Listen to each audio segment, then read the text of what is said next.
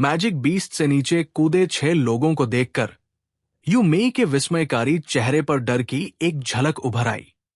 उसकी बेचैन निगाहें काले वस्त्र पहने व्यक्ति पर घूम गई और उसने तुरंत जियाओ यान को नजरअंदाज कर दिया।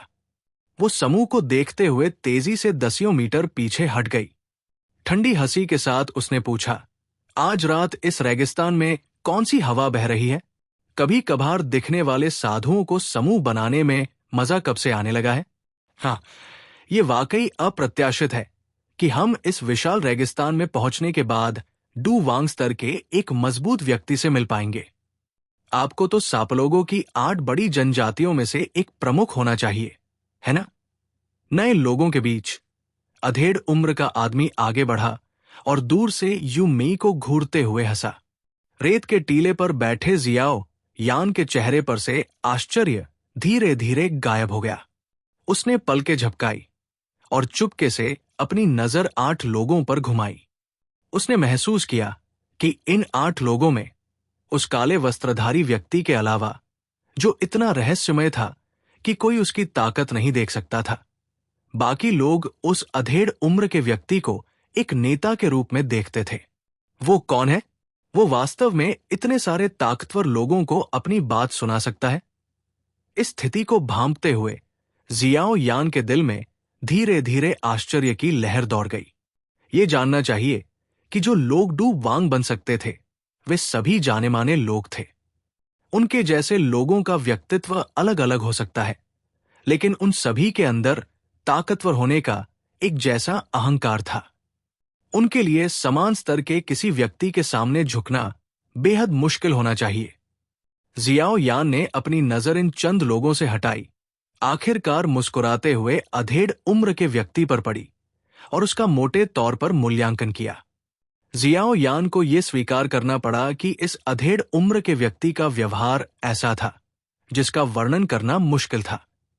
उसका अलग कोणीय चेहरा दूसरों को बताता था कि वह जवानी में एक असाधारण रूप से सुंदर व्यक्ति रहा होगा।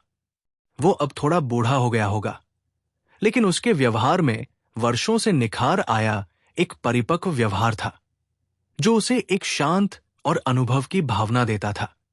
ये दोहरा खतरा कुछ छोटी लड़कियों के लिए घातक शक्ति रखता होगा। ये व्यक्ति इतना सरल नहीं लगता। जियाओ यान ने अपने दिल में बुदबुदाया। ये पहली छाप थी जो इस सुंदर मध्यम आयु वर्ग के व्यक्ति ने जियाओ यान पर डाली। स्वाभाविक रूप से कौन व्यक्ति जो डू वांग बन सकता है, वो सरल हो सकता है। उसने अपनी नजर मध्यम आयु वर्ग के व्यक्ति से हटा ली और एक बार फिर एक काले लबादे में कसकर ढके हुए मानव आकृति पर रुक गया। किसी अज्ञात कारण से जियाओ यान को एक हल्का सा एहसास हुआ कि जब से काले लबादे में रहस्यमय व्यक्ति दिखाई दिया है, तब से उसके नीचे की नजर अस्पष्ट तरीके से उस पर केंद्रित हो गई है। तुम कौन हो? तुम आधी रात को मेरी जाति की भूमि के आंतरिक क्षेत्रों में क्यों आए हो? क्या तुम नहीं जानते कि मनुष्यों का यहां आना वर्जित है? यू मेई के चेहरे पर मोहक मुस्कान पहले ही पूरी तरह से गायब हो चुकी थी। इसकी जगह एक मोटी गंभीर अभिव्यक्ति थी। जाहिर है, उसके सामने अचानक से जो भयानक लाइनअप दिखाई दिया था, उसने उसे मजाक करने का मौका नहीं दिया। के टैगर रेगिस्तान में हमारे लिए कुछ जरूरी जगह है। क्या तुम रेगिस्तान के अंदरूनी इलाकों में जाकर अपनी जनजाति की रानी से मिल सकते हो? अधेड़ उम्र के आदमी ने मुस्कुराते हुए कहा। तुम महारानी से मिलना चाहते हो? यह सुनकर यू मेई की खूबसूरत आंखों में एक खूबसूरत और खतरनाक कोण बन गया। उसने ठंडी मुस्कान के साथ कहा, हमारे सापलोग कई सालों से तुम इंसानों के दुश्मन रहे हैं। हम दोनों के हाथ दूसरे पक्ष के खून से रंगे हुए हैं। चर्चा करने के लिए क्या है? अगर तुम में से कुछ लोग जानते हैं कि तुम्हारे लिए क्या अच्छा है, तो मैं तुमसे जल्दी से चले जाने का आग्रह करती हूं। अन्यथा एक बार जब हमारे 8 जनजाति के नेता इकट्ठा हो जाएंगे, तो जियामा साम्राज्य में मजबूत लोगों की संख्या काफी कम हो जाएगी। बूढ़े, मैंने तुमसे कहा था कि तुम सापलोगों के साथ कूटनीतिक रुख अपनाने के बारे में भूल सकते हो। वे इसे नहीं खरीदते। हवा में एक फुर्तीला और भयंकर दिखने वाला बड़ा आदमी अपना सिर नीचे करके अधेड़ उम्र के आदमी से चिल्लाया। बड़े आदमी की आवाज गर्जने जैसी थी, हवा में गूंज रही थी। काफी समय बाद ये धीरे धीरे कमजोर होकर गायब हो गई। मैं इस महिला को जानता हूं। वो मेई स्नेक जनजाति की नेता है, जो स्नेक पीपुल्स की 8 बड़ी जनजातियों में से एक है। ही उस समय जब जियामा साम्राज्य ने स्नेक पीपुल्स जनजातियों के साथ युद्ध शुरू किया था, तो उस बूढ़े आदमी लीना ने उसके साथ युद्ध किया और अंततः कुछ नुकसान उठाया। बड़े आदमी की आंखें यू मेई के आकर्षक शरीर को देखती रहीं और उसने मुस्कुराते हुए कहा, लेना, तुम्हारा मतलब उस बूढ़े आदमी से है जिसने उस समय युद्ध के दौरान लाइटनिंग टाइप क्यूई विधि से प्रशिक्षण लिया था। मुझे आश्चर्य है, क्या उसके शरीर में जहर ठीक हो गया है? यू मेई के मुंह के कोने पर एक ठंडी मुस्कान दिखाई दी और उसने ताना मारा, तुम्हारे शुक्रिया, जहर ठीक हो गया है, लेकिन उसका एक हाथ अपंग हो गया है। बड़े आदमी ने साफ साफ कहा। यू मेई को देखने के लिए उसकी आंखों में एक ठंडी चमक थी। बूढ़े हैं, चलो बस कार्रवाई करते हैं और उसे पकड़ लेते हैं। अब और समय बर्बाद मत करो। अगर हम देर से पहुंचते हैं तो जो चीज तुम चाहते हो वो शायद चली जाए। इसके अलावा अगर वो भाग जाती है तो हमारे मिशन की कठिनाई काफी बढ़ सकती है। बड़े आदमी ने अपना सिर नीचे किया और अधेड़ आदमी से कहा। यह सुनकर अधेड़ आदमी, जिसे ओल्ड हे के नाम से संबोधित किया जाता है, कुछ देर चुपचाप सोचता रहा। उसने अपना सिर थोड़ा हिलाया और असहाय होकर कहा, चूंकि तुम सहयोग नहीं करना चाहते तो हमें अपनी संख्या के साथ तुम्हें डराने के लिए दोष मत दो। ओल्ड शी, फेंगली, मुझे तुम्हें परेशान करना पड़ेगा। जब उसने आखिरी वाक्य पूरा किया तो अधेड़ आदमी ने अपना सिर ऊपर उठाया और हवा में खड़े बड़े आदमी और थोड़े दुबले तले बूढ़े आदमी से कहा, कोई बात नहीं, मैं लंबे समय से देखना चाहता था कि सापलोगों के मजबूत लोग कितने दृढ़ हैं। अधेड़ आदमी की बातें सुनकर बड़े आदमी ने तुरंत अपनी छाती थपथपाई और बिना किसी हिचकिचाहट के हंस दिया। दूसरी ओर दूसरा दुबला तला बूढ़ा आदमी थोड़ा हिचकिचाया। यह स्पष्ट था कि वो अपने पद के प्रति अहंकारी था और नहीं चाहता था कि वे दोनों एक साथ हमला करें। हालांकि उसकी हिचकिचाहट कुछ पल के लिए ही रही और फिर उसे दूर कर दिया गया। वो स्पष्ट रूप से जानता था कि ये डू वांग उसके बाद के मिशन की कठिनाई को बढ़ा देगा। दोनों पुरुषों के शरीर कांपने लगे और फिर 2 काली रेखाओं में बदल गए, जो यू मेई से थोड़ी दूरी पर दिखाई दी। उनके शरीर की गति में अचानक वृद्धि के कारण हवा में एक विस्फोटक ध्वनि निकली। यानशी, रेत के टीले पर खड़े होकर बड़े आदमी ने अपना सिर उठाया और अपना नाम बताया। ये मजबूत लोगों के बीच एक छोटा सा शिष्टाचार था। फेंगली, दुबले तले बूढ़े ने उदासीनता से कहा। इन 2 नामों को सुनकर जियो यान और यू मेई के दिल बेतहाशा धड़कने लगे।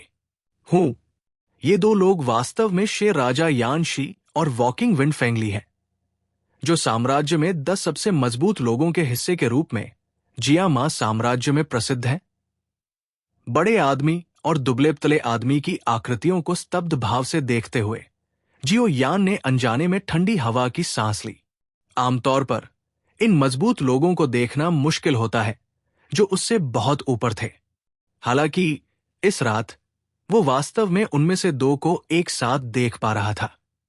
मुझे आश्चर्य है कि मेरे कबीले के अंदरूनी इलाकों में हमला करने की हिम्मत किसमें थी।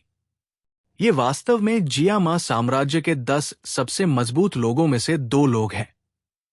शब्द मजाक उड़ा रहे थे क्योंकि वो धीरे से और ठंडे तरीके से हंसी। यू मेई का सुंदर चेहरा धीरे धीरे गंभीर होता जा रहा था। हालांकि उसने पहले इन दोनों के साथ लड़ाई नहीं की थी, लेकिन उसने उनके नाम सुने थे। वे बेकार व्यक्ति नहीं थे जिनके पास बहुत प्रसिद्धि थी। जियामा साम्राज्य के 10 सबसे मजबूत लोगों का हिस्सा बनने के लिए इन 2 लोगों के पास स्वाभाविक रूप से अपने असाधारण बिंदु थे। यू मेई की ताकत के साथ वो उनमें से किसी के साथ भी लड़ने से नहीं डरेगी। हालांकि अगर उसे उन दोनों से अकेले लड़ना पड़ा तो ये थोड़ा मुश्किल होगा। इसके अलावा, इन दोनों के अलावा, वो काली पोशाक वाला व्यक्ति जो चुप था, वो वह था जिससे यू मी सबसे ज्यादा डरती थी। Do Huang. वो एक बेहद मजबूत व्यक्ति था जिसका मुकाबला केवल महारानी ही कर सकती थी। ये लोग अचानक यहां रेगिस्तान में क्यों इकट्ठा हो गए हैं? कुछ भयानक हुआ होगा जिसके लिए ऐसा कुछ असामान्य हुआ है। उनके इरादों के बावजूद मुझे ये जानकारी महारानी को देनी होगी, अन्यथा उनकी कतार के साथ हमारे 8 बड़े जनजातियों में से कोई भी ऐसा नहीं है जो उनसे अकेले लड़ सके। ये विचार यू मी के दिल में तेजी से कौंध गया। बिना किसी हिचकिचाहट या बकवास के उसके हाथ ने तेजी से एक अजीब सी मुहर बनाई। उसी समय उसकी सांप की पूंछ ने धीरे से रेत की सतह को थपथपाया। एक नरम दबी हुई आवाज के बाद शांत रेत का टीला अचानक फट गया। यू मी के सामने पलक झपकते ही रेत की एक विशाल लहर बन गई और सभी दिशाओं से दूसरों की ओर टूट पड़ी। करो, ये देखकर कि यू मी सबसे पहले कार्रवाई करने वाली थी, यानशी ने विनम्र होने की जहमत नहीं उठाई। उसने धीरे से चिल्लाया, अपना सिर उठाया, अपने दोनों हाथ खोले और शेर की दहाड़ जैसी हल्की चांदी जैसी ध्वनि तरंग अचानक उसके खुले मुंह से निकली। ध्वनि तरंग ने हिंसक रेत की लहर को बेरमी से मारा। एक झटके में रेत हवा में जम गई, अंत में बिना ताकत के गिर गई। यानशी द्वारा रेत की लहर पर काबू पाने के बाद उसके बगल में मौजूद फेंगली कांप उठा और अचानक गायब हो गया। एक पल बाद रेत की लहर के पीछे से भयंकर ऊर्जा तरंगे निकली। दूसरी तरफ से रेत की लहर के हमले पर काबू पाने के बाद याओ शी ने भी एक असभ्य और अनुचित भूमिका निभाई और थोड़ी दूरी पर युद्ध में हिंसक रूप से हमला किया। तुरंत दसियों मीटर से अधिक लंबी विशाल खाइयां दिखाई देने लगी और सेनाएं बाहर निकल गई, जबकि आकाश नाचती पीली रेत से भरा हुआ था। यू मी का सुंदर चेहरा एक ठंडे भाव से भरा हुआ था। उसकी हथेली के बीच से 2 शांत हरे ऊर्जा रेशम विशाल हरे नागों में एकत्रित हो गए। इस बार हरे नाग स्पष्ट रूप से छोटे सांप नहीं थे जिन्हें जियाओ यान ने पहले देखा था। ये 2 विशाल हरे नाग मोटे तराजू से ढके हुए थे और हर बार जब वे अपना मुंह खोलते थे तो उनके तीखे सफेद नुकीले दांत चमकते थे। सबसे डरावनी बात यह थी कि इन हरे रंग के नागों में जीवन शक्ति थी। उनके शरीर से 2 फीके भयंकर क्यों निकले। जैसे ही वे अजीब तरह से उछले और मुड़े, वे यानशी और फेंगली के खिलाफ मुश्किल से टिक पाए। क्या डरावनी बात है। बस ये अजीब ऊर्जा नाग जो एकत्रित हो गए हैं, उनमें डू लिंग की ताकत है। ये देखकर कि 2 विशाल हरे ऊर्जा वाले सांपों ने 2 डू वांग के हमलों को उछल कूद और घुमा फिराकर रोकने में कामयाबी हासिल की, जियो यान बार बार अपना मुंह हिलाने से खुद को रोक नहीं पाया। मैंने बहुत समय से सुना है कि सांपलोगों की जाति के कुछ ताकतवर लोग जादुई जानवर की आत्माओं को निकालने और उन्हें एक अनोखी क्षमता में प्रशिक्षित करने में सक्षम है। इस क्षमता को प्रशिक्षित करने में सफल होने पर कोई जादुई जानवर की मूल शक्ति को बनाए रखने में सक्षम होगा। ये जानवर अपने मालिकों के नियंत्रण में मौत से भी नहीं डरेंगे।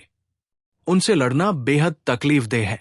आज खुद इसे देखकर मुझे कहना होगा कि अफवाहें सच है। नाचती पीली रेत और ऊर्जा से भरे युद्ध के मैदान को देखकर अधेड़ उम्र के व्यक्ति ने आह भरी। बड़े, ऐसा लगता है कि दोनों साहब तुरंत इसे संभाल नहीं पाएंगे। क्या आपको हमला करने के लिए हमारी जरूरत है? एक आदमी अधेड़ उम्र के व्यक्ति के करीब आया और सम्मानपूर्वक कहा। यह सुनकर अधेड़ व्यक्ति ने अपना सिर झुकाया और उस रहस्यमय व्यक्ति को घूरने लगा जो पूरी तरह से काले लबादे से ढका हुआ था। लगता है कि उसकी निगाह को भांप कर काले लबादे वाले व्यक्ति ने अपना सिर हिलाया। काले रंग के हुड के नीचे की आंखों की जोड़ी ने एक बार फिर से रेत के टीले पर खड़े उस युवक को देखा जिसका चेहरा भीषण युद्ध को देखकर सदमे से भर गया था। उसकी निगाह के पीछे एक अज्ञात अर्थ छिपा था। काले लबादे वाले व्यक्ति की हरकत देखकर अधेड़ व्यक्ति ने थोड़ा सिर हिलाया। वो कुछ देर तक सोचता रहा और फुसफुसाया, इसे भूल जाओ। ओल्ड शी और फेंग ली की ताकत के साथ वो मुश्किल से ही टिक पा रही है। थोड़ी देर बाद जीत तय हो जाएगी। हाँ सर, सम्मानजनक उत्तर देने के बाद इस डू लिंग पुरुष ने, जिसने कभी एक बड़े शहर में सबसे ताकतवर का खिताब अपने नाम किया था, एक तरफ खड़े काले लबादे वाले व्यक्ति पर श्रद्धा से अपनी नजर घुमाई। फिर वो धीरे से पीछे हट गया। जियाओ यान ने अपने चेहरे पर सदमे के भाव के साथ दूर की लड़ाई देखी। लड़ाई से निकलने वाली कभी कभार बची हुई लहरों ने जियाओ यान के दिल को कांपने पर मजबूर कर दिया। उसके हिसाब से अगर वो सतर्क नहीं रहा और लड़ाई से निकलने वाली इन बची हुई लहरों से मारा गया तो वो तुरंत गंभीर रूप से घायल हो जाएगा। क्या डू वांग के बीच की लड़ाई ऐसी ही होती है? जियाओ यान अपनी लार निगलने से खुद को रोक नहीं पाया, क्योंकि वो खाली आंखों से देख रहा था कि जहां तीनों के बीच लड़ाई हो रही थी वहां बड़ी बड़ी दरारें फैल रही थी। धमाका! अचानक एक तीव्र ऊर्जा विस्फोट की आवाज आई और पीली रेत उछलकर आसमान में भर गई। एक पल बाद पीली रेत धीरे धीरे नीचे गिरने लगी। युद्ध के मैदान से 3 परछाइयां भी पीछे की ओर उछली। 3 जोड़ी आंखें हवा में एक दूसरे को देख रही थी। उन सभी में एक हत्या का इरादा था जिसे वे छिपा नहीं पाए। अचानक शांत हो चुकी लड़ाई पर अपनी नजर घुमाते हुए जियाओ यान को एहसास हुआ कि तीनों में से यू मेई, जो थोड़ी पीली पड़ गई थी, स्पष्ट रूप से नुकसान में थी। दूसरी ओर यान शी और फेंग ली के कपड़े केवल उनके संयुक्त प्रयासों के कारण थोड़े फटे थे। उनकी क्यूई शांत और मजबूत रही। जाहिर है वे बुरी तरह घायल नहीं हुए थे। क्या बेशर्म इंसान है! मैं अकेले तुम दोनों का मुकाबला नहीं कर सकता। हालांकि अगर मैं इस रेगिस्तान को छोड़ना चाहता हूं तो तुम दोनों मुझे रोकने के योग्य नहीं हो। यू मेई की कोमल छाती धीरे धीरे ऊपर नीचे हुई। दूसरे पक्ष की ताकत को संक्षेप में मापने के बाद उसने बेतहाशा लड़ने के किसी भी विचार को पूरी तरह से त्याग दिया था। उसने ठंडी मुस्कान के साथ उपहास किया और उसके हाथों ने तेजी से उसके सामने कुछ मुहरें बना दी। उसे रोको! यू मेई के शरीर से अचानक उभरी डू क्यूई को देखकर यान शी ने भौहें सिकोड़ी और चिल्लाया। जब उसने ये शब्द कहे तो उसके बगल में मौजूद फेंग ली हवा में बदल गया और बिजली की तरह यू मेई की ओर दौड़ पड़ा। साम की तकनीक। विभाजित बिजली की तरह अपनी ओर बढ़ रही हवा के झोंके को ठंडे मन से देखते हुए यू मेई का शरीर कांप उठा।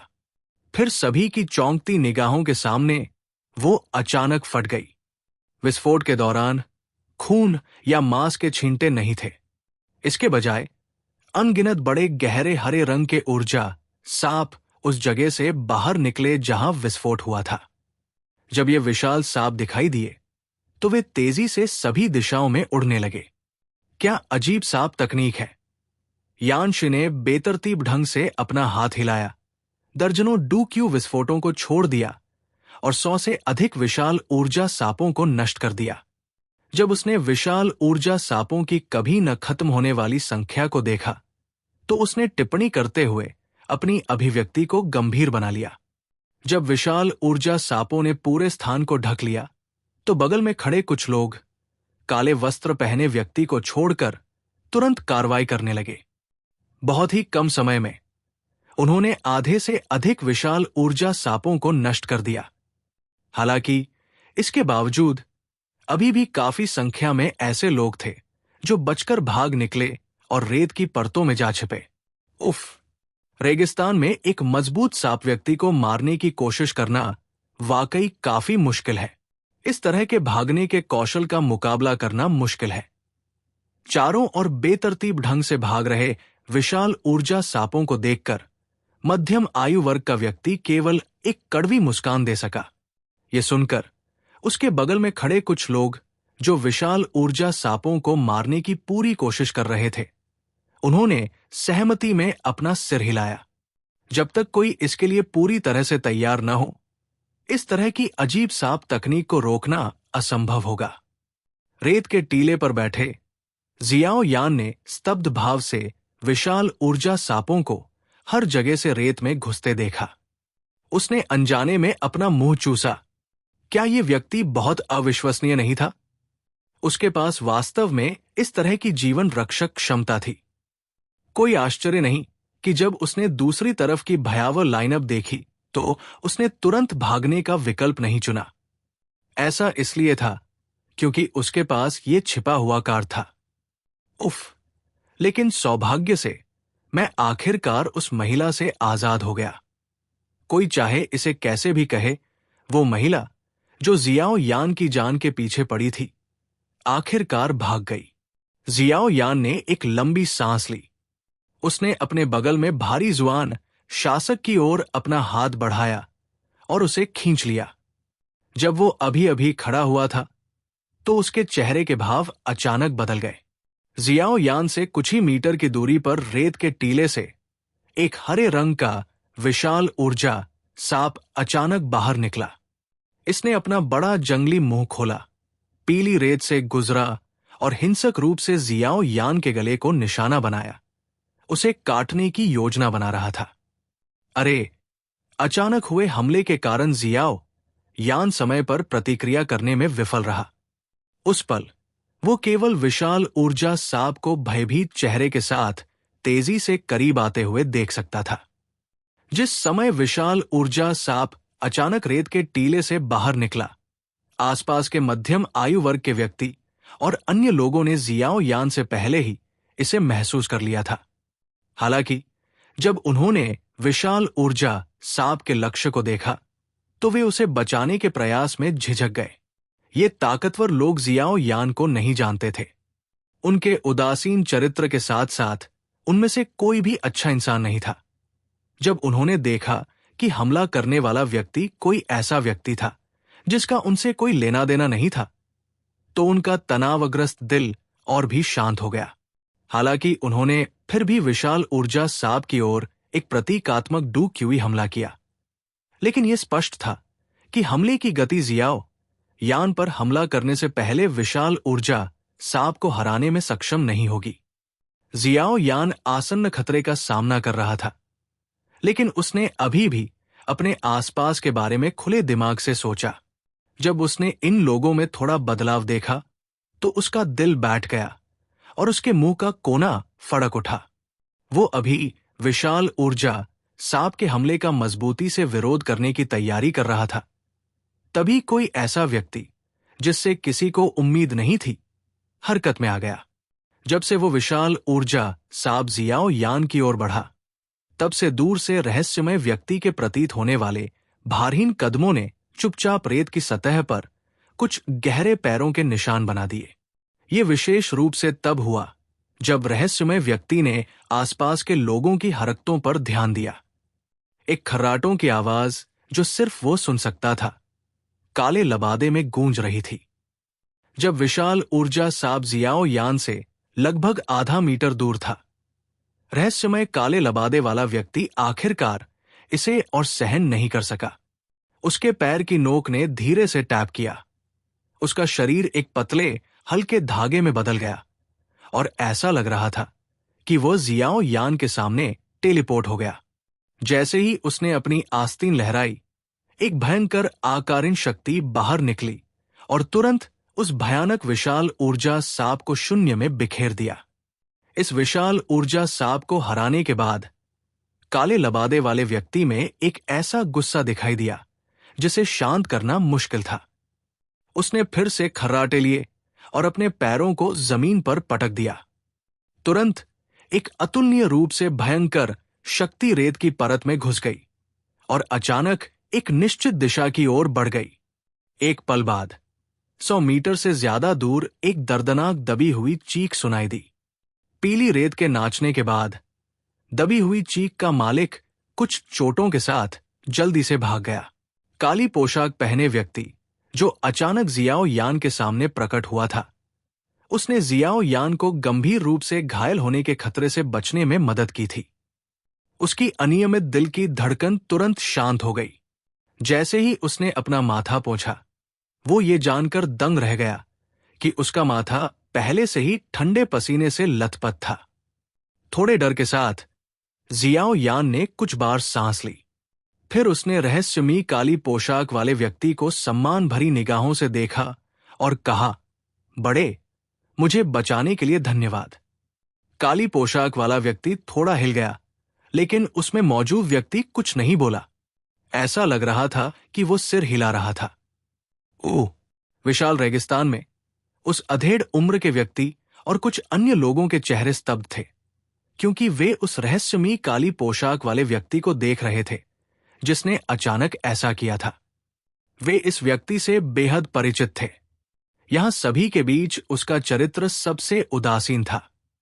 उसके सामने मरने वाले एक अजनबी की बात तो छोड़ ही दीजिए, अगर और भी मौतें होती तो भी वो अपनी आंखें खुली रखता और उदासीनता से देखता। अपने साथ संबंध रखने वालों के अलावा वो शायद ही कभी किसी को बचाता।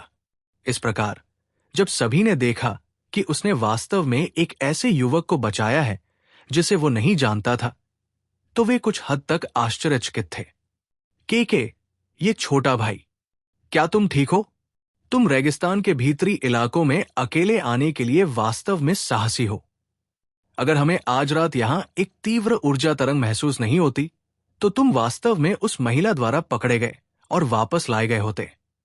मध्यम आयु वर्ग के व्यक्ति के चेहरे पर आश्चर्यचकित भाव एक पल में गायब हो गए और वो मुस्कुराते हुए जियाओ यान से बात करते हुए चला गया। मैं ठीक हूं। धन्यवाद वरिष्ठों। जियाओ यान ने मध्यम आयु वर्ग के व्यक्ति को देखा और मुस्कुराते हुए कहा, अब यहां मत रहो। ये जगह जल्द ही शांतिपूर्ण नहीं रहेगी। जितनी जल्दी हो सके रेगिस्तान छोड़ दो। रहस्यमय काले वस्त्र पहने व्यक्ति ने अपनी पीठ जियाओ यान की ओर की और धीरे से अपना वस्त्र व्यवस्थित किया। उसके भीतर से कुछ कर्कश और नरम आवाज सुनाई दी। हाँ, यह आवाज सुनकर जो इतनी कर्कश थी कि ये दांत पीसने जैसी थी। मध्यम आयु वर्ग के व्यक्ति और जियाओ यान असमंजस में थे।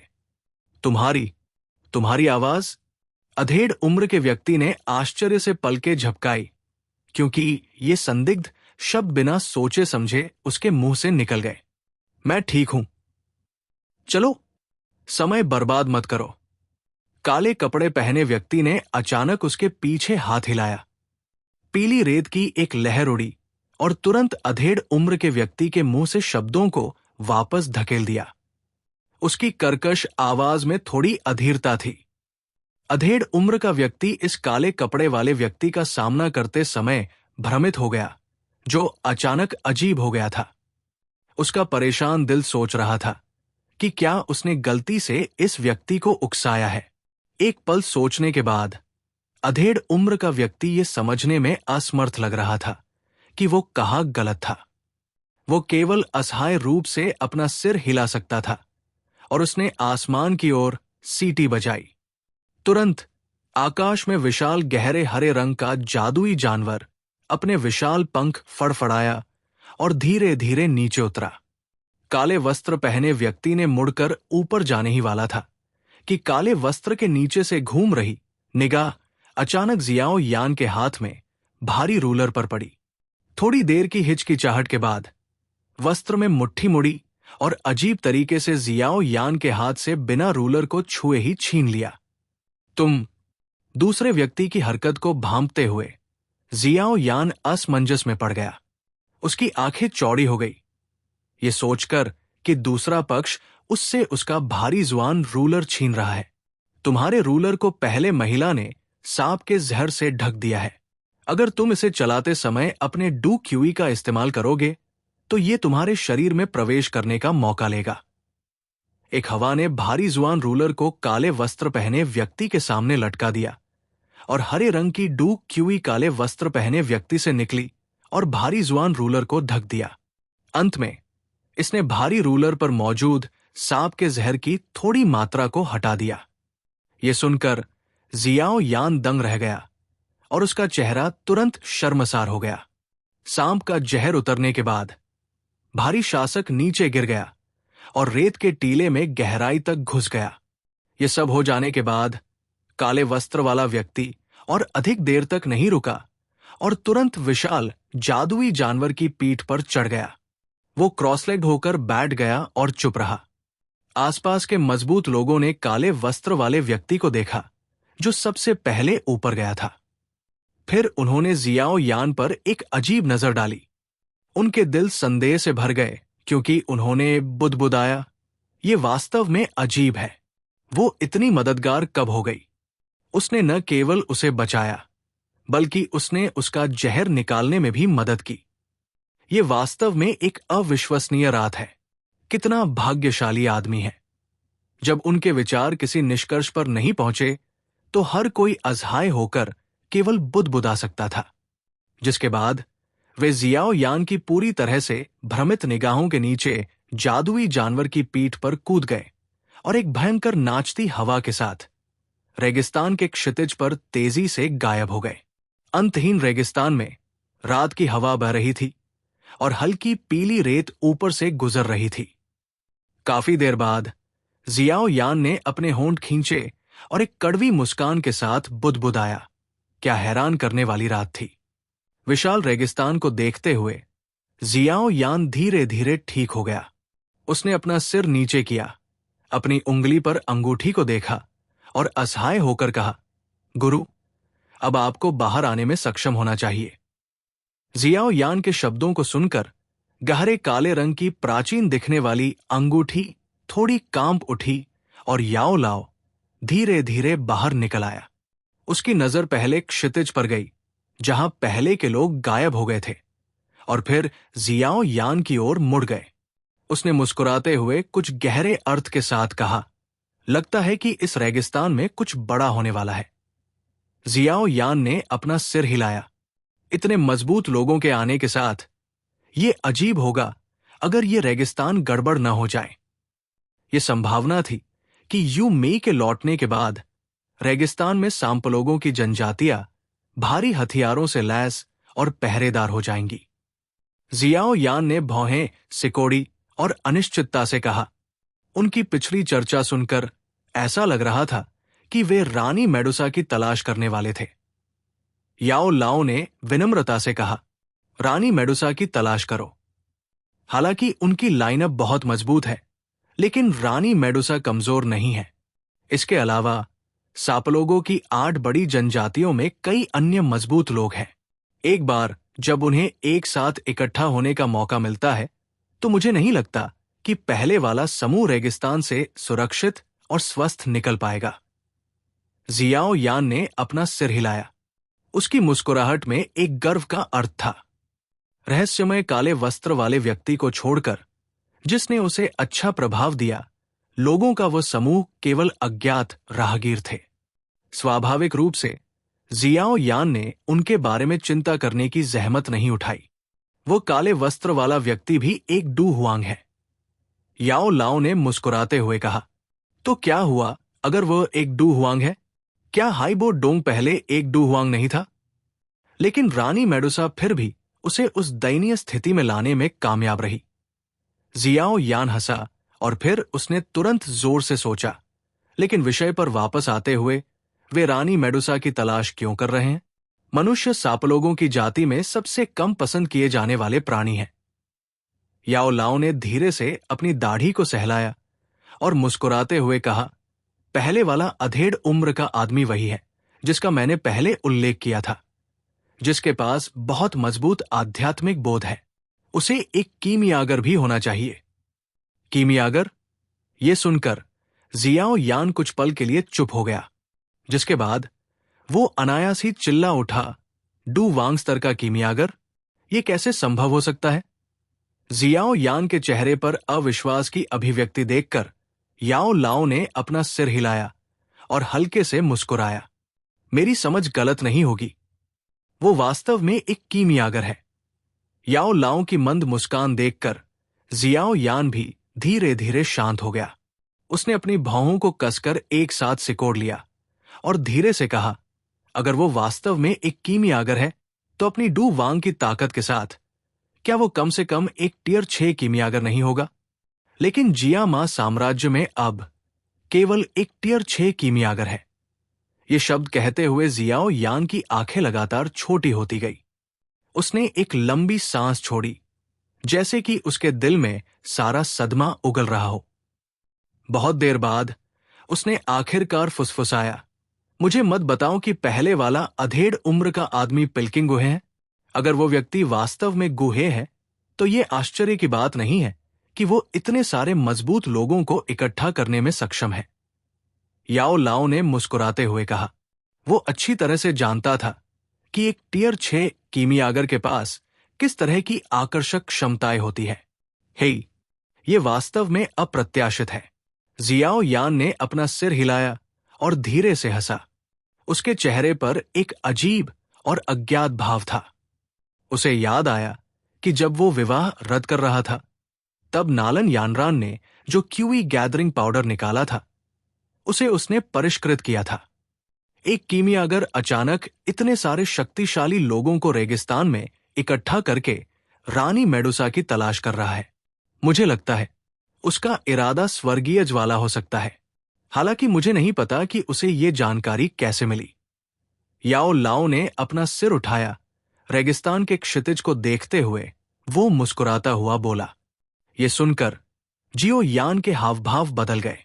उसकी मुट्ठी अचानक कस गई। उसने ग्रीन लोटस कोर फ्लेम के लिए बहुत प्रयास किया था।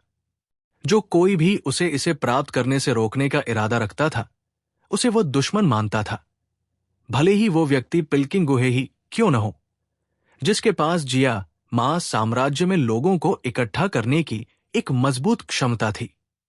शिक्षक, चलो चलते हैं। जियो यान की हथेली ने अचानक रेत की ऊपरी परत में डाले गए भारी शासक को पकड़ लिया। फिर उसने एक हल्की आह भरी और गंभीरता से कहा, चाहे उनका उद्देश्य ग्रीन लोटस कोर फ्लेम हो या न हो, हमें रेगिस्तान के अंदरूनी इलाकों में जल्दी जाना चाहिए। अगर वो गुहे वास्तव में लॉ को देख रहा है, तो मैं उन्हें लॉ पाने से पहले मछली और मसल्स की तरह आपस में लड़ने की अनुमति दूंगा। टीएल, उन्हें लड़ने दे, और जब तक वे अक्षम हैं, तब तक लूट का माल उठाए। के, ये ठीक है, चलो एक बार मछुआरे बन जाते हैं। थोड़ी देर सोचने के बाद याओ लाओ मुस्कुराया और अपना सिर हिलाया। फिर उसका शरीर कांप उठा और रिंग में प्रवेश करने से पहले प्रकाश में बदल गया। जियो यान ने भारी जुआन शासक को रिंग में रखा और अपने होठों को दबाया। उसकी पीठ कांप उठी और बैंगनी बादल के पंख बाहर की ओर फैल गए। वे थोड़ा फड़फड़ाए और उसका शरीर धीरे धीरे हवा में तैरने लगा।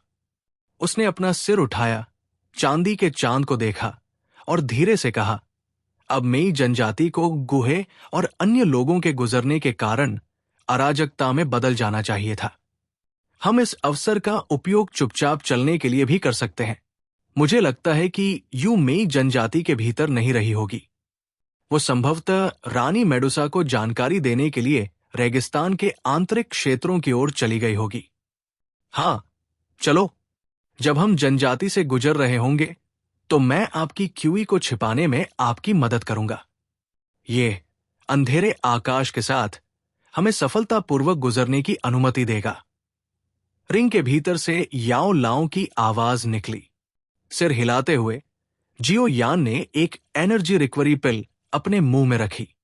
उसने अपने पंखों को जोर से फड़फड़ाया और उसका शरीर एक काली छाया में बदल गया, जो एक बार फिर उस विशाल जनजाति की ओर उड़ गई, जो फीकी चांदनी के नीचे मुख्य सड़क पर खड़ी थी।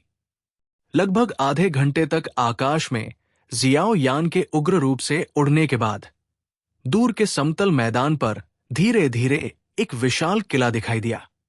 किला अच्छी तरह से रोशन था, लेकिन बार बार टिमटिमाती आग की रोशनी से कुछ ऐसा पता चला जो परेशान करने वाला था। जैसे जैसे जियाओ यान पास आता गया, उसे अंदर से आने वाली गड़बड़ी की आवाज सुनाई देने लगी। उस पल वो अपने दिल में खुश हुआ और धीरे से बोला, लगता है कि पहले वाला समूह वास्तव में यहां से हमला कर रहा है। जैसे ही ये विचार जियाओ यान के दिमाग में कौंधता है, वो आखिरकार किले के ऊपर आसमान में पहुंच जाता है। उसकी आंखों ने बहुत बड़ी, लगभग सीमाहीन जनजाति को देखा और कुछ हद तक चौंक गया। शहर की दीवार, जो दर्जनों मीटर ऊंची थी, अनगिनत संख्या में नजदीकी निगरानी टावरों से भरी हुई थी।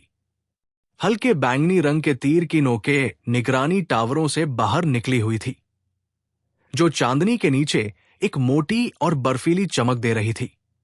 उस अत्यंत कड़ी और सख्त सुरक्षा को देखकर जियो यान ने अनजाने में अपने पसीने पोंछ लिए।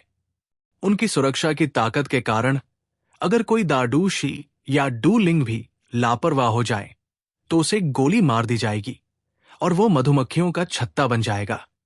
किले की सुरक्षा बेहद कड़ी थी, लेकिन जियो यान को खुशी हुई जब उसने देखा कि इस बहुत कड़ी सुरक्षा को पहले ही बलपूर्वक तोड़ दिया गया था, जिससे एक विशाल मार्ग बन गया था।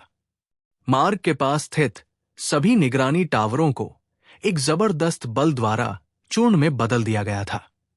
स्पष्ट रूप से ये अवशेष गुहे और पहले के उस समूह का काम थे। शायद ये इस अचानक विनाश के कारण था, लेकिन पूरा विशाल किला दहशत की स्थिति में आ गया था। इस घबराहट की स्थिति का अपने लाभ के लिए उपयोग करते हुए जियो यान सौभाग्य से भारी सुरक्षा वाली दीवार को पार करने में सक्षम था। वो आकाश के माध्यम से किले में उड़ गया और फिर किले के दूसरे छोर की ओर उड़ गया। जैसे ही वो आकाश में ऊंचा उड़ा, जियो यान ने एक बार फिर किले के विशाल आकार को महसूस किया। अगर आकार की तुलना की जाए तो जियाओ यान द्वारा देखे गए सबसे बड़े शहर ब्लैक रॉक सिटी को भी इससे तुलना करना मुश्किल होगा। 8 बड़ी जनजातियां वास्तव में सापलोगों की सबसे मजबूत ताकत है। रात के आसमान में तेज गति से उड़ते हुए जियाओ यान भावनात्मक रूप से आहे भरने से खुद को रोक नहीं सका। हम किले से निकल रहे हैं, सावधान रहें। यहां कम वॉच टावर क्षतिग्रस्त हुए हैं और रक्षात्मक ताकत का ज्यादा नुकसान नहीं हुआ है। जब जियाओ यान आहे भर रहा था तो अचानक उसके दिल में याओ लाओ की आवाज गूंजी। ये सुनकर जियाओ यान के हावभाव सीधे हो गए।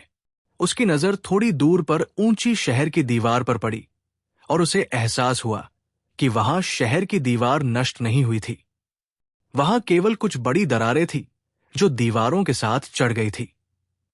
इसके अलावा वहां कुछ सौ पूरी तरह से सशस्त्र सापलोग थे, जो अपने हाथों में तीखे भाले लिए हुए चारों ओर गश्त कर रहे थे। आओ! जैसे ही जियाओ यान एक ही बार में रक्षा की अंतिम परत को भेदने की योजना बना रहा था, अचानक एक अजीब सी दहाड़ सुनाई दी, जो भेड़िए की चीख और लोमड़ी की चीख के मिश्रण जैसी लग रही थी। ये दहाड़ सुनकर जियाओ यान के हावभाव तेजी से बदल गए। उसने अपना सिर उठाया और पाया कि उसके सिर के ऊपर एक गहरा काला विलक्षण बड़ा पक्षी उड़ रहा था। स्पष्ट रूप से ये एक तरह की चेतावनी प्रणाली थी जिसे सापलोगों ने हवा में रखा था। चेतावनी, चेतावनी, हवा में कोई है। भाला फेंकने वाले तैयार हो जाओ। भालों पर जहर लगाओ और गोली चलाने के लिए तैयार हो जाओ। रात के आसमान में गूंजती चेतावनी को सुनकर शहर की दीवार से तुरंत एक ठंडी तेज आवाज सुनाई दी। ये आदेश सुनकर कुछ हद तक घबराए हुए सरपीपल यूनिट जो पहरे पर खड़े थे, अचानक शांत हो गए। उन्होंने तेजी से एक जहरीला तरल पदार्थ लगाया, जिसे वे अपनी कमर के चारों ओर लपेटे हुए थे। अपने उड़ते भालों पर, अपने चेहरों पर भयंकर भावों के साथ उन्होंने जियाओ यान को देखा, जो उनकी ओर बेतहाशा उड़ रहा था। हमें खोज लिया गया है। जियाओ यान का सिर थोड़ा सुन्न हो गया, क्योंकि उसे कुछ सौ लोगों ने घूर कर देखा था। तुरंत उसके पास उस विशाल काले पक्षी के बारे में चिंता करने का समय नहीं था, जो उसके सिर के ऊपर चक्कर लगा रहा था। बैंगनी बादल के पंख तेजी से फड़फड़ाए और उसका शरीर प्रकाश की एक गहरी काली किरण में बदल गया, जो शहर की दीवार की ओर उड़ गई। वुल्फ उल्लू जहां है, वहां निशाना लगाओ। उसे गोली मार दो। शहर की दीवार पर एक सुंदर शरीर वाली बर्फीली सर्पमहिला जियाओ यान को घूर रही थी, जो हवा में था, गुस्से से भरी लेकिन खूबसूरत आंखों से। एक पल बाद उसने ठंडे और नरम ढंग से आदेश दिया। नाग महिला के आदेश देने के बाद शहर की दीवार पर मौजूद कुछ सौ पूरी तरह से सशस्त्र नागलोग तुरंत जोर से चिल्लाने लगे।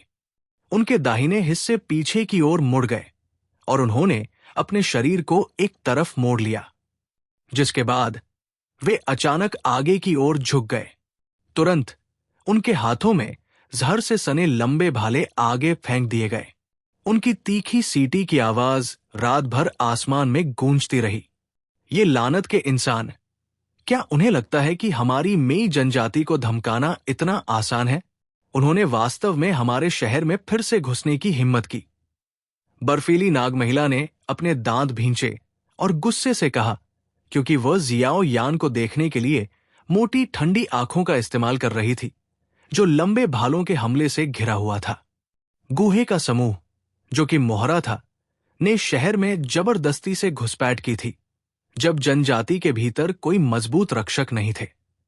ये नाग महिला, जो स्पष्ट रूप से काफी उच्च पद पर थी, अब कैसे क्रोधित नहीं हो सकती थी, क्योंकि जियाओ यान अकेले ही उनका मजाक उड़ाने के लिए आया था। बर्फीली निगाहों से आसमान की ओर देखते हुए बर्फीली सर्प महिला ने आसन्न मृत्यु का सामना कर रहे किसी व्यक्ति का भयभीत चेहरा देखा था। हवा में खून की दावत का इंतजार करते हुए उसके लाल होंठ खून के प्यासे कर्ल में उठ गए थे। वो स्पष्ट रूप से महसूस कर सकती थी कि आकाश में मानव के पास केवल एक डूशी की ताकत थी। हालांकि वो ये नहीं समझती थी कि ये डूशी क्यों उठ सकता है, लेकिन इसने उसके दिल में हत्या के इरादे को बाधित नहीं किया। एक डूशी के पास सभी दिशाओं से इस जहरीले भाले के हमले के तहत केवल एक छोर था, जिसे कई छोटे मांस के टुकड़ों में छेदना था। हालांकि शहर की दीवार पर कुछ सौ निगाहों के नीचे आसमान में उड़ते हुए मानव से अचानक एक मोटी सफेद लौ निकली, जैसे ही जहरीले भाले उसके शरीर पर लगने वाले थे, जिसके बाद उसने सीधे उन जहरीले भालों पर हमला किया जो चारों तरफ से उस पर बरस रहे थे। एक पल बाद सर्पलोग स्तब्ध चेहरों के साथ देखते रहे, क्योंकि ज्वाला मानव आकृति बेतहाशा जहरीले भालों के समूह के माध्यम से आगे बढ़ी, जो मौत का प्रतिनिधित्व करते थे। उसके शरीर ने जरा भी विराम नहीं लिया, क्योंकि वो बिजली की तरह शहर की दीवार से बाहर निकल गया और अंततः जल्दी से रात में गायब हो गया। लानत है उस पर। जैसे ही वो पीछे की ओर देखती रही, जो एक पल में गायब हो गया। शहर की दीवार पर बर्फीली सांप महिला ने अचानक उसके सामने की दीवार पर मुक्का मारा। तुरंत कई दरारें फैलने लगी, जिससे पास के सांपलोगों के सैनिक चौंक गए, जब तक कि वे बोलने की हिम्मत नहीं कर पाए। शहर को खाली करो, शहर की दीवार पर रहो। तुरंत आसपास के सभी सांप लोगों के कबीलों को सूचना भेजो। साथ ही अन्य 7 बड़ी जनजातियों के नेताओं को सूचित करो। उनसे कहो कि वे जल्दी से अपनी सबसे मजबूत सेनाएं भेजें और इस घृणित मनुष्यों के समूह को घेर लें। चलो हम सुनिश्चित करें कि वे इस रेगिस्तान में मर जाएं। बर्फीली सांप महिला ने रात के काले आसमान को देखा। उसकी ठंडी आवाज में हत्या करने का इरादा था। विशाल रेगिस्तान में दर्जनों हथियारबंद सर्पलोग अपने हाथों में जहरीले भाले लिए हुए इस छोटे से भूखंड का ध्यानपूर्वक निरीक्षण कर रहे थे। कोई भी जीवित प्राणी जो सर्पलोग जाति का नहीं था, उसे बिना किसी दया के मार दिया जाता था। यूनिट में सर्पलोग गश्त करते समय एक दूसरे से लिपटे हुए थे। जहां भी दस्ता गुजरता था, वहां उनकी सापूंछ हिलाने से बने निशान पीछे रह जाते थे। ये शापित इंसान, उन्होंने वास्तव में रेगिस्तान के भीतरी इलाकों में घुसने की हिम्मत की। अगर मैं उन्हें पकड़ता हूं, तो मुझे उन्हें 10,000 सांपों द्वारा काटे जाने का दर्द चखना होगा। तपती धूप में एक सर्प व्यक्ति जो नेता लग रहा था, ने अपना पसीना पोंछा और कसम खाई। दस्ते के नेता, आखिर क्या हुआ? हमारी जनजाति अचानक सैन्य कानून की स्थिति में क्यों आ गई है? एक सर्प व्यक्ति ने अधीरता से अपनी पूंछ हिलाई, अपनी नजर विशाल रेगिस्तान पर घुमाई और भ्रमित स्वर में पूछा। सुबह सुबह उसे घसीटकर बाहर निकाला गया और पूरे रेगिस्तान में खोज शुरू करने के लिए मजबूर किया गया। सांप व्यक्ति का यह सवाल सुनकर आसपास के 10 से ज्यादा सांपलोग भी नेता की ओर अपनी उलझन भरी निगाहें घुमाते रहे। जाहिर है, ये सांपलोग जो कम रैंक के थे, उन्हें ठीक से पता नहीं था कि आखिर हुआ क्या था। क्या हुआ? कल रात में ही जनजाति की रक्षा को तोड़कर मजबूत इंसानों का एक समूह अचानक रेगिस्तान के अंदरूनी इलाकों में पहुंच गया। मेई जनजाति द्वारा जारी की गई जानकारी के अनुसार उस समूह में एक डू हुआंग, 3 डूवांग और कुछ डूलिंग थे। सांप व्यक्ति जो नेता था ने कुछ हद तक उदास भाव के साथ ठंडी सांस ली। जब आसपास के सांपलोगों ने यह सुना तो उनके चेहरे तुरंत बदल गए। 1 डू हुआंग, 3 डूवांग, भगवान, क्या मानव साम्राज्य एक और युद्ध शुरू करने की योजना बना रहा है? इस तरह की भयावह लाइनअप ऐसी चीज थी जिसका सांपलोगों की जाति के बीच कोई भी विशाल जनजाति अकेले विरोध नहीं कर सकती थी। इस समय सर्पलोग जाति की सभी जनजातियां, चाहे वे बड़ी हो या छोटी, मार्शल लॉ के दौर में प्रवेश कर चुकी है। और मुझे मिली जानकारी के अनुसार 8 विशाल जनजातियों के नेताओं को पहले ही महारानी का आदेश मिल चुका है और वे रेगिस्तान के केंद्र में स्थित मंदिर की ओर दौड़ पड़े हैं।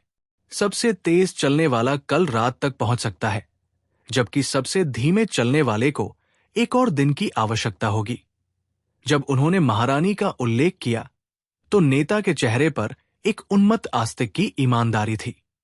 जब तक 3 नेता हैं जो मंदिर तक जल्दी पहुंच सकते हैं, तब तक महारानी कालीन की तलाशी लेने का आदेश देंगी। तो क्या हुआ अगर उनके पास एक डू हुआंग है, मनुष्यों का एक समूह जो अपनी सीमाएं नहीं जानता? जब तक हमारी सर्पलोग जाति के सभी मजबूत लोग इकट्ठे हैं, हम निश्चित रूप से उन्हें तब तक हरा पाएंगे जब तक वे बेघर कुत्तों की तरह न हो जाएं। सर्प व्यक्ति जो नेता था ठहाका लगाकर हंसा। उसने अपना सिर उठाया, निर्जन रेगिस्तान के इस टुकड़े को देखा और अपना सिर हिलाया। हाथ हिलाते हुए वो चिल्लाया, चलो कहीं और चलते हैं, यहां इंसानों का कोई निशान नहीं दिखता। सांप व्यक्ति नेता की पुकार के बाद ये छोटा दल धीरे धीरे अपनी खोज करने के लिए आगे बढ़ा और पीछे एक बड़ा खाली रेगिस्तान छोड़ गया। दस्ते के क्षितिज पर गायब हो जाने के बाद एक कोने में रेत का टीला अचानक हिल गया। एक क्षण बाद रेत से भरे आकाश के साथ एक मानव आकृति अचानक रेत के टीले से बाहर निकली। उसके पैर धीरे से रेत की सतह पर उतरे। अपनी आंखें उठाकर उस स्थान को घूरते हुए जहां सांपलोग दस्ता गायब हो गया था, उसने असहाय होकर फुसफुसाया। अब ये और भी अधिक परेशानी भरा होता जा रहा है। रेगिस्तान के इस हिस्से में हर थोड़ी देर में सांपलोग गश्ती दल दिखाई देते हैं, लेकिन उन्होंने जो कहा है उससे ऐसा लगता है कि सांपलोग जाति के बीच के मजबूत लोग जल्दी से जल्दी आगे बढ़ रहे हैं। हालांकि गुहे की लाइनअप को कम नहीं आंका जा सकता है, लेकिन मुझे लगता है कि वे तभी पीछे हट सकते हैं जब सांपलोग जाति के सभी मजबूत लोग एक साथ आ जाएं। मानव आकृति ने अपना सिर थोड़ा ऊपर उठाया और एक काले लबादे के नीचे एक नाजुक और सुंदर चेहरा दिखाया। वो उन मनुष्यों में से एक था जो कल रात मेई जनजाति को बलपूर्वक पार कर गया था, जियाओ यान। अगर कुछ अप्रत्याशित नहीं हुआ तो मुझे लगता है कि कम से कम गुहे का समूह कल दोपहर तक कार्रवाई करेगा। उन्हें स्नेक पीपल जाति की ताकत से भी मुक्त होना चाहिए। जितना अधिक वे खींचते हैं, उतना ही अधिक खतरा उनका सामना करता है।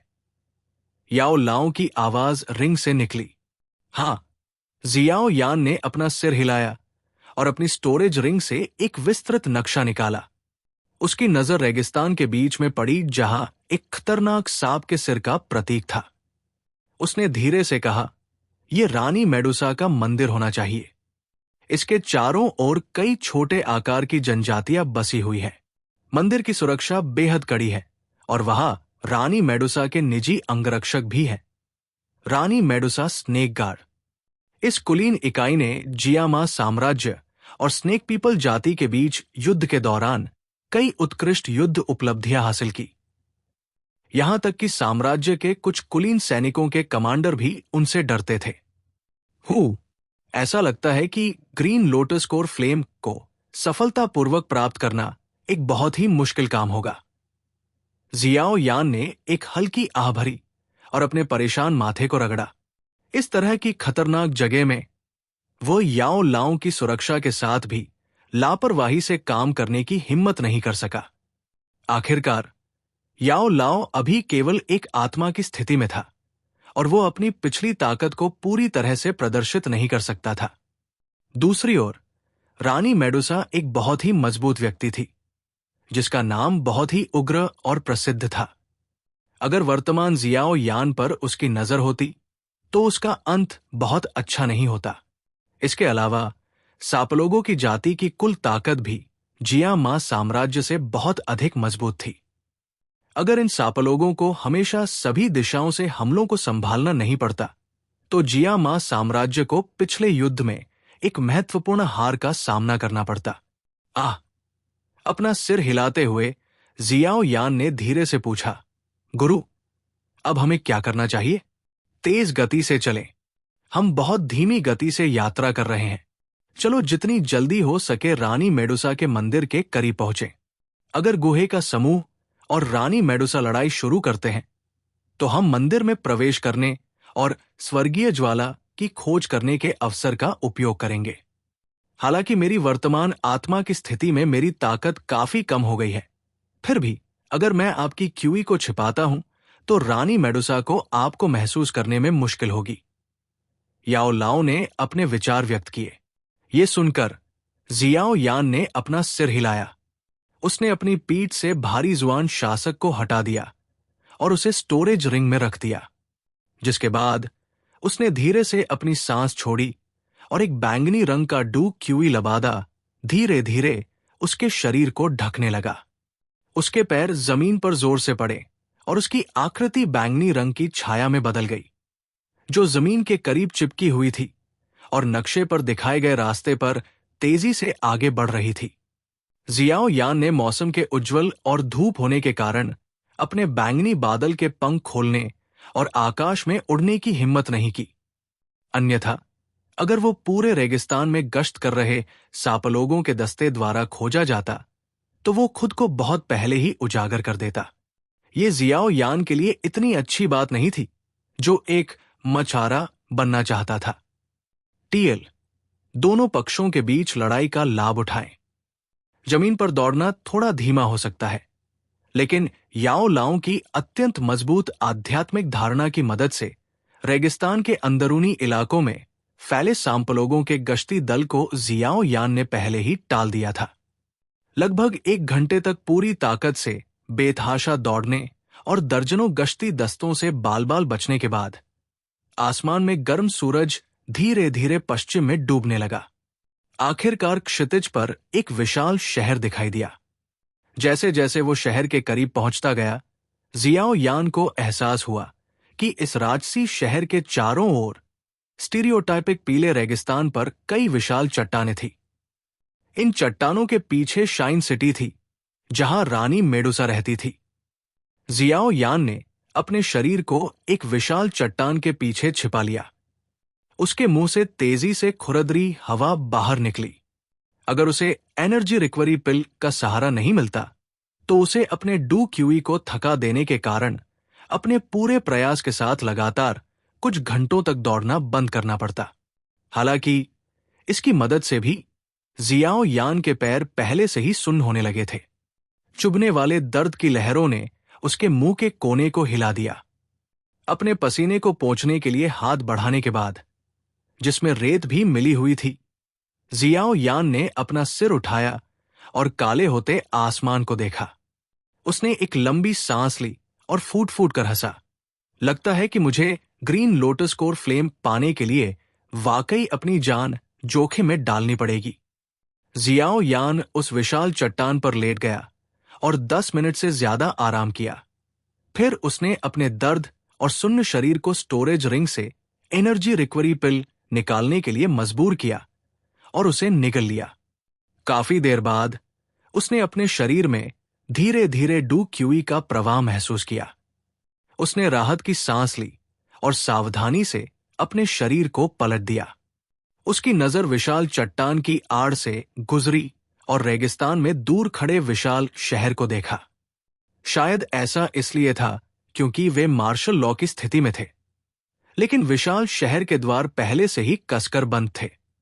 शहर की दीवार के ऊपर पूरी तरह से सशस्त्र सर्पलोक गार्ड थे, जो जगह जगह गश्त करते हुए इधर उधर घूम रहे थे। शहर की दीवार के ऊपर आसमान में 10 से अधिक विशाल काले पक्षी थे, जो शहर का चक्कर लगा रहे थे। उनकी तीखी आंखें शहर के चारों ओर घूम रही थी। कोई भी छोटी सी हरकत इन जानवरों को चेतावनी देने वाली चीख निकालने पर मजबूर कर देती थी। शहर की दीवार पर अपनी नजर सावधानी से घुमाते हुए जियाओ यान का चेहरा थोड़ा बदसूरत हो गया। हालांकि वो अभी भी दूर था, लेकिन वो महसूस कर सकता था कि इस शहर के सर्पलोक गार्डों की कुल ताकत कल रात के मेई जनजाति से ज्यादा थी। कुछ सर्पलोक भी थे जिनके कपड़े थोड़े अजीब लग रहे थे, और वे इन सर्पलोक गार्डों में मिल गए थे। इन सर्पलोगों के चेहरे पर ठंडे भाव थे और वे शहर की दीवार पर खंभे की तरह खड़े थे। हालांकि जियाओ यान को यह आभास हो गया था कि इन लोगों के 10 फीट के दायरे में एक भी सांप व्यक्ति की हिम्मत नहीं थी। जाहिर है वे इन अजीबोगरीब कपड़े पहने सांप व्यक्तियों से डरे हुए थे। ये लोग रानी मेडुसा के निजी रक्षक होने चाहिए। वे वाकई बहुत ताकतवर हैं। जियाओ यान ने चुपके से अपनी नजर हटा ली, अपने शरीर को चट्टान की दरार में सिकोड़ लिया और कड़वी मुस्कान के साथ धीरे से कहा, अब हमें चुपचाप यहां इंतजार करना चाहिए। मुझे लगता है कि गुहे का समूह जल्द ही यहां आ जाएगा। जब वो समय आए तो शहर में घुसने के लिए होने वाली उथल पुथल का फायदा उठाऊं। मैं इस शहर में ग्रीन लोटस कोर फ्लेम की मौजूदगी को मोटे तौर पर महसूस कर पा रहा हूं। याओ लाओ की आवाज गहरे काले प्राचीन रिंग से सुनाई दी। ये वास्तव में यहां है। ये सुनकर जियाओ यान के चेहरे पर खुशी उभर आई। ये उन कुछ अच्छी खबरों में से एक थी जो उसने दुश्मन के इलाके में अकेले होने की अपनी वर्तमान स्थिति में सुनी थी। जियाओ यान ने चुपचाप अपनी खुशी को दबा दिया। उसने स्टोरेज रिंग से एक सुनहरे पीले रंग का कपड़ा निकाला और उसे अपने शरीर पर रख लिया। तुरंत ही उसका शरीर रेत के उसी सुनहरे पीले रंग में बदल गया। अगर कोई देखने के लिए पास नहीं आता तो ये नोटिस करना मुश्किल होगा कि वहां कोई छिपा हुआ है। जियाओ यान द्वारा अपना शरीर छिपाने के कुछ समय बाद याओ लाओ की गहरी आवाज अचानक उसके दिल में गूंजी, बेटा, यहां एक बहुत बड़ी कीवी है जो तुम्हारे करीब आ रही है। याओ लाओ की चेतावनी सुनकर जियाओ यान का दिल कस गया। उसकी सांसें चुपचाप शांत हो गई और याओ लाओ की आध्यात्मिक शक्ति ने जियाओ यान को ढक लिया। कुछ अंतराल से जियाओ यान ने दूर के आसमान को देखा। एक पल बाद क्षितिज पर अचानक एक स्याही के काले रंग का छोटा बिंदु दिखाई दिया। पलक झपकते ही यह हवा के संपीड़ित होने की तीखी आवाज लेकर विशाल शहर की ओर चला गया। काले बिंदु के दिखाई देने के कुछ समय बाद शहर की दीवार पर पहरेदारों ने भी ध्यान दिया। चेतावनी की आवाज के बाद अनगिनत सांपलोगों ने अपने जहरीले भाले उठाए और उसे मार गिराने के लिए तैयार हो गए। जब स्याही का काला आकार शहर से लगभग 100 मीटर की दूरी पर पहुंचा तो वो तुरंत बीच हवा में रुक गया। कुछ हद तक गहरी और ठंडी चीख सुनाई दी। मो जनजाति के नेता मो बासी महामहिम को बधाई देते हैं। पूरे रेगिस्तान में गड़गड़ाहट जैसी आवाज सुनकर जियाओ यान की पलकें झपक गई। 8 बड़ी जनजातियों में से एक का नेता आखिरकार आ गया था। विशाल और आलीशान बड़े महल में एक सुंदर आकृति थोड़ी थकी हुई दिखाई दी, क्योंकि वो धीरे से अपनी कुर्सी के पीछे झुकी हुई थी। कभी कभी वो आलसी ढंग से एक ऊंचे मंच पर एक खाली बैंगनी रंग के क्रिस्टल सिंहासन पर अपनी नजर घुमाती और अपना सिर हिलाने से खुद को रोक नहीं पाती। महिला ने अपने चिकने माथे को रगड़ने के लिए अपना नाजुक हाथ उठाया। तभी उसके सुंदर चेहरे पर अचानक खुशी दिखाई दी। उसने अपना हाथ महल के बाहर की ओर उठाया और देखा कि एक स्याही के काले रंग की आकृति बिजली की तरह चमकती हुई उस जगह पर आ गई। आप आखिरकार दौड़कर आ गए। स्याही के काले रंग की आकृति को महल में प्रवेश करते देख महिला ने अनजाने में राहत की सांस ली। यू मेई, वास्तव में क्या हुआ? मार्शल लॉ का आदेश 3 बार भेजा गया था। क्या वे इंसान बहुत मजबूत है? बड़े महल में प्रवेश करने वाली आकृति स्पष्ट रूप से एक नर सर्प व्यक्ति थी। आदमी की आकृति कुछ हद तक मजबूत थी और उसके शरीर पर बेतरतीब ढंग से पतले कपड़े रखे हुए थे। उसकी भुजाएं पूरी तरह से अजीब दिखने वाले काले रंग के टैटू से ढकी हुई थी। जिस जगह पर टैटू उसकी हथेली तक पहुंचे, वहां वे 2 जंगली दिखने वाले काले रंग के सांप के सिर बन गए। सांप के सिर थोड़े से उठे हुए थे। ऐसा लग रहा था जैसे वे किसी भी समय उसके शरीर से निकल जाएंगे और निकल जाएंगे, जिससे उनमें से एक भयंकर शक्ति निकल रही थी। इस नर सांप व्यक्ति की ओर देखते हुए, जो उनकी जाति में उसी स्थान पर था जो उसका था, यू मेई ने धीरे से आह भरी। उसने अपनी कमर को थोड़ा सीधा किया और उसका सुडौल शरीर एक आकर्षक रूपरेखा बनाने के लिए बाहर निकला। उसने आलस से कहा, बहुत मजबूत। मैं कल रात उनसे मिली और भाग गई। मुझे लगता है कि उन्हें मंदिर के आसपास होना चाहिए। ओह, क्या आप उनकी सही ताकत जानते हैं? यह सुनकर नर सांप व्यक्ति की आंखें चमक उठीं। वो महल में चला गया और एक बड़ी मेज के सामने बैठ गया। उसकी आवाज में एक ठंडक थी जो छिपी नहीं रह सकती थी। 1 डू हुआंग, 3 डू वांग और 4 डूलिंग। यू मेई ने अपने सेक्सी लाल होठों को सिकोड़ते हुए धीरे से कहा, मो बासी, लगता है इस बार कुछ गड़बड़ है। ये लोग अचानक इतने ताकतवर लोगों को क्यों इकट्ठा कर लिया है? गंभीर भाव के साथ नर सर्प व्यक्ति, जिसे मो बासी के नाम से संबोधित किया गया था, ने गंभीरता से कहा, क्या तुमने महारानी को सूचित किया है? उन्होंने क्या कहा? मैंने उन्हें सूचित कर दिया है, लेकिन महारानी बहुत शांत लग रही है। उन्होंने मुझे केवल खुफिया जानकारी भेजने और आप सभी को यहां बुलाने के लिए कहा है। यू मेई ने असहाय होकर अपना सिर हिलाया। उन लोगों के अचानक रेगिस्तान में आने का कोई मकसद तो होगा, है ना? मो बासी ने अनिश्चितता से कहने से पहले कुछ देर सोचा। मैंने कल रात उनसे कुछ कहा था। उनके शब्दों से ऐसा लगता है कि वे महारानी को ढूंढ रहे हैं। यू मेई की नाजुक उंगलियों ने काले बालों के धागे से खेलते हुए दिलचस्पी से कहा, महारानी को ढूंढ रहे हैं? यह सुनकर मो बासी थोड़ा स्तब्ध रह गई। क्या वे मजबूत इंसान आमतौर पर महारानी से सबसे ज्यादा डरते नहीं थे? वे अब क्यों आए हैं? मुझे भी यकीन नहीं है कि वे वास्तव में क्या करना चाहते हैं। अतीत में महारानी के बारे में सुनते ही वे छिप जाते थे, लेकिन अब वे जबरन घुसने की योजना बना रहे हैं। क्या इन लोगों के सिर दरवाजे से कट गए हैं? यू मेई ने धीरे से उपहास किया। मो बासी ने अपनी भौहों को कसकर दबाया और अचानक खड़ा हो गया। उसने कहा, मैं महारानी से मिलना चाहता हूं। मुझे लगता है कि हमें पूरे मामले की स्पष्ट तस्वीर मिलनी चाहिए। मत जाओ, महारानी अब किसी से नहीं मिलने वाली है। मैं पहले उनसे मिल भी नहीं पाया था। सभी आदेश मेडुसा स्नेक गार्ड यूनिट की नेता हुआ शे एयर ने दिए थे।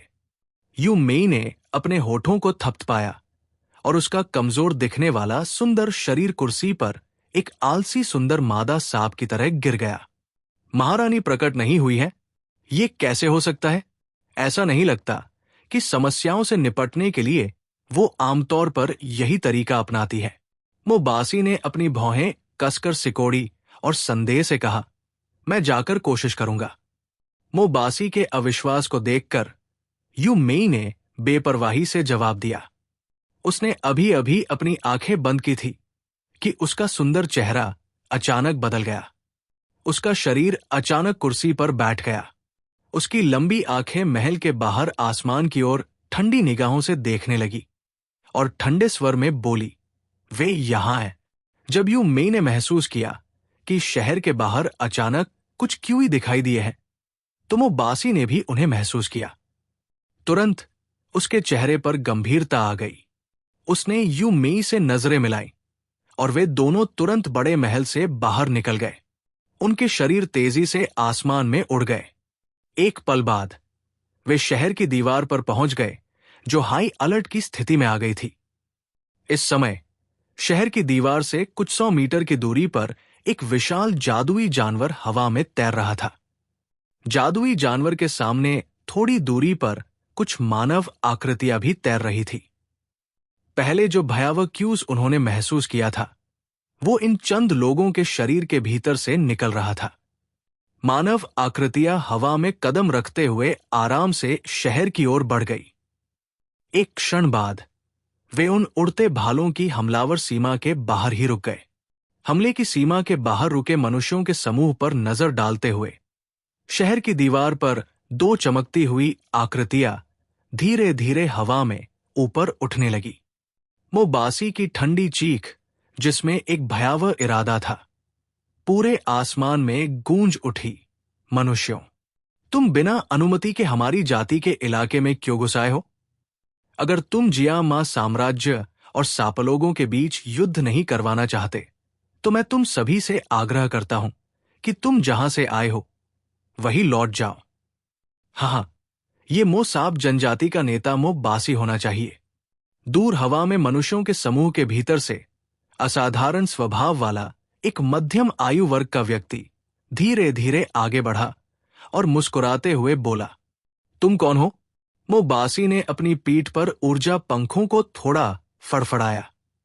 उसकी बर्फीली निगाहें मध्यम आयु वर्ग के व्यक्ति पर घूम गई और उसने ठंडे स्वर में कहा, हाँ, मैं गुहे हूं। मोबासी की निगाहों को अनदेखा करते हुए मध्यम आयु वर्ग का व्यक्ति मुस्कुराया और धीरे से उत्तर दिया, गुहे? चे, ये वास्तव में वही है। आकाश में स्पष्ट आवाज सुनकर चट्टानों के बीच छिपे हुए जियाओ यान ने तुरंत एक लंबी सांस ली। उसकी आंखों के कोने ने ऊपर की ओर देखा और उस अधेड़ उम्र के व्यक्ति को देखा जिसने अपने सामने हजारों विरोधियों का सामना करते हुए भी अपनी फीकी मुस्कान बनाए रखी। जियाओ यान ने अपना सिर हिलाया। उसे मानना पड़ा कि इस आदमी में ताकतवर की शैली और अडिग चरित्र था। जियामा साम्राज्य के पिल्किंग गुहे? हे, ये नाम वाकई बहुत जाना पहचाना है। 2 शब्दों गुहे ने यूमेई और मोबासी दोनों को आश्चर्यचकित कर दिया था। हालांकि सापलोग शायद ही कभी आधिकारिक तौर पर मजबूत इंसानों को पहचानते थे, लेकिन उन्हें गुहे जैसे कीमियागर ग्रैंडमास्टर्स को पर्याप्त महत्व देना पड़ता था। ऐसा इसलिए था क्योंकि वे अच्छी तरह जानते थे कि गुहे के स्तर के समान कीमियागर ग्रैंडमास्टर्स में किस तरह की सभा करने की क्षमता थी। हाँ, 2 नेताओं, हम आपकी जाति के क्षेत्र में बेरुखी से आए हैं क्योंकि हमारे पास कुछ ऐसा है जिस पर हम रानी मेडुसा से चर्चा करना चाहते हैं। क्या हम महारानी को प्रकट होकर बात करने के लिए कह सकते हैं? गुहे ने विनम्रता से मुस्कुराते हुए कहा, महारानी से मिल रहे हैं? मुझे खेद है, हम आपके लिए ये अनुरोध नहीं भेज सकते। मोबासी ने अपना सिर हिलाया और अपनी अस्वीकृति व्यक्त करने में संकोच नहीं किया। उसने अपनी पलकें धीरे से उठाई और विनम्रता से कहा, गुहे, आपको जल्दी से अपने लोगों को साथ लेकर जल्दी से जल्दी निकल जाना चाहिए। हमारे 8 बड़े कबीलों के लोग मंदिर की ओर भाग रहे हैं। आपको पता होना चाहिए कि उनमें से कुछ लोगों को इंसानों से किस तरह की नफरत है। इसलिए जब वो समय आएगा तो आप चाहकर भी वहां से नहीं निकल पाएंगे। ही ओल्ड है, आपका चरित्र हमेशा ऐसा ही होता है। उन पर अपनी सांसें क्यों बर्बाद करते हैं? बस सीधे शहर को तहस-नहस कर दें और देखें कि क्या वो महिला प्रकट होती है। जब बगल में खड़े यानशी ने मोबासी की बातें सुनी तो वो खुद को आगे बढ़ने और हंसी के साथ उनका मजाक उड़ाने से रोक नहीं सका। मुझे आश्चर्य हुआ कि वो कौन था। ये वास्तव में बेवकूफ मांसपेशियों से भरा दिमाग वाला शेर है। मोबासी ने ठंडी हंसी उड़ाई और अपनी बर्फीली निगाहों से यानशी को देखा। उसकी आंखों से ऐसा लग रहा था कि वो यानशी से परिचित है। अरे अरे, तुम तेल से सने काले घटिया सांप से बेहतर नहीं लगते। उस समय अगर तुम जल्दी से भाग नहीं जाते तो मोसाब जनजाति का नेता अब कोई और होता। याओशी ने अपना मुंह खोला और जोर से हंसा। मुझे आश्चर्य है कि इतने सालों के बाद तुम में सुधार हुआ है या नहीं। तुम आकर कोशिश कर सकते हो। मोबासी की तीखी आंखों में एक ठंडी चमक चमक उठी और उसने मोटे तौर पर कहा, ठीक है बूढ़े शी, उनसे बहस करना बंद करो। इन दो दुश्मनों को देखकर, जो देखते ही भड़क गए थे, गुहे ने असहाय होकर अपना सिर हिलाया। उसने यान शी को अपनी उकसावे को जारी रखने से रोकने के लिए अपना सिर हिलाया, जिसके बाद उसकी नजर पूरे शहर में घूमी और उसने एक हल्की आह भरी। तुरंत डू क्यूई ने पूरे शहर में एक जोरदार चीख मारी, रानी मेडुसा, मैं जियामा साम्राज्य का गुहे हूं। यहां आने का मेरा उद्देश्य आपकी जाति के साथ युद्ध शुरू करना नहीं है। मुझे बस कुछ चर्चा करनी है। कृपया अपने आप को प्रकट करें। गुहे की हरकत देखकर यू मेई और मोबासी की भौहें आपस में चिपक गई। हालांकि उन्होंने इसे रोकने के लिए कुछ नहीं कहा। इस तरह की स्थिति में यह बेहतर होगा कि महारानी प्रकट हों। उनकी ताकत के साथ उनके विरोधियों को भयानक अंत भुगतना पड़ेगा यदि वे बल का उपयोग करने की कोशिश करते हैं। शहर में लगातार चिल्लाहट जारी रही और काफी देर बाद ये धीरे धीरे बंद हो गई। शांत हो जाने के बाद शहर के अंदर और बाहर दोनों जगह शांति थी। काफी देर बाद भी कोई प्रतिक्रिया नहीं हुई। स्थिति को देखकर गुहे ने थोड़ा भौहें सिकोड़ी।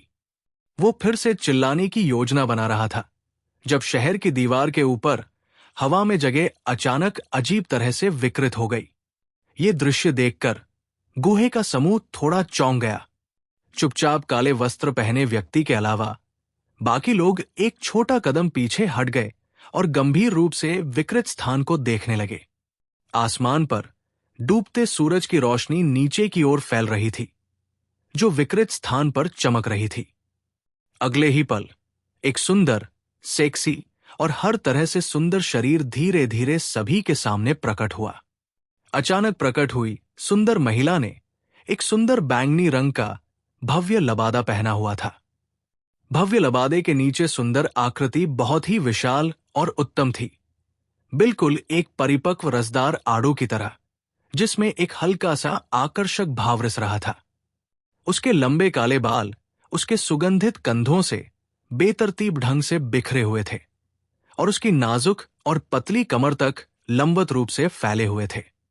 भव्य लबादे के नीचे एक बैंगनी रंग की सांप की पूंछ थी। सांप की पूंछ थोड़ी सी हिल रही थी और एक जंगली मोहक आकर्षण लोगों को महसूस करा रहा था कि उनके शरीर कुछ हद तक गर्म हो गए हैं। जियाओ यान की नजर लगभग पूर्ण सुंदर आकृति पर घूमी और आखिरकार उस खूबसूरत चेहरे पर रुक गई। उसका दिल तुरंत हिंसक रूप से कांप उठा। अपनी आंखों से महिला को देखने के बाद जियाओ यान को आखिरकार ये समझने का मौका मिला कि रेगिस्तान के आसपास के इतने सारे लोग क्यों कहते थे कि रानी मेडुसा की प्रसिद्ध सुंदरता उसकी प्रसिद्ध क्रूरता के बराबर थी। इस तरह की महिला के लिए कोई उसका वर्णन करने के लिए केवल कोक्वेटिश का उपयोग कर सकता है। हालांकि उस कोक्वेटिशनेस के नीचे एक रानी जैसी कुलीनता और शालीनता थी। इस आकर्षक स्वभाव के कारण जियाओ यान को अचानक उस खूबसूरत महिला की याद आ गई जिसने जादुई जानवर पर्वत श्रृंखला में नीलम पंख वाले शेर से लड़ने की हिम्मत की थी। उन दोनों के शरीर पर एक उच्च पद वाले व्यक्ति का सुंदर स्वभाव स्पष्ट था। उसकी तुलना में यू मेई, जिसने एक बार जियाओ यान को आश्चर्यचकित कर दिया था, थोड़ी बेहोश दिखाई दी। महाराज, मोहक महिला के प्रकट होने के बाद उसके नीचे दीवार पर काले और दबाव वाले सापलोगों का समूह तुरंत घुटने टेक दिया। उनकी सम्मानजनक आवाजें बादलों को चीरती हुई आई।